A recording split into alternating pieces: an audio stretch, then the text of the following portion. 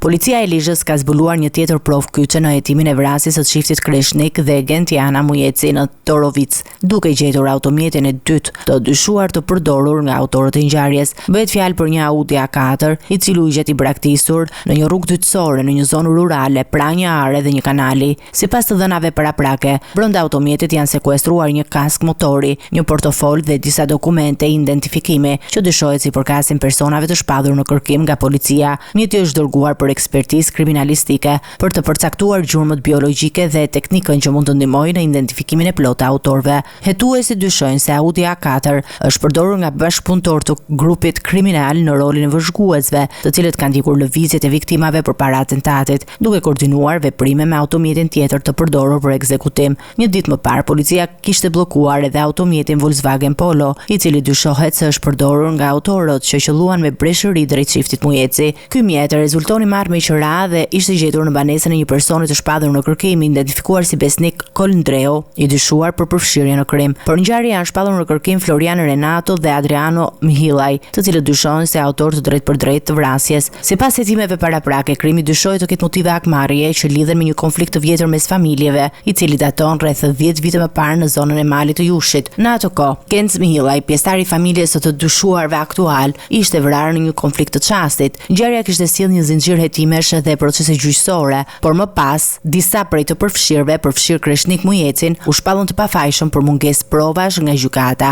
Aktualisht, grupi hetimor po përpiqet të rindërtojë të gjithë dinamikën e atentatit të fundit, duke analizuar pamjet e kamerave të sigurisë, gjurmët e automjeteve dhe komunikimet e dyshuara mes autorëve. 2 mjetet e gjetura pritet të jenë prova vendimtare për zbardhjen e plotë të ngjarjes që ka tronditur zonën në Mirdit dhe më gjerë.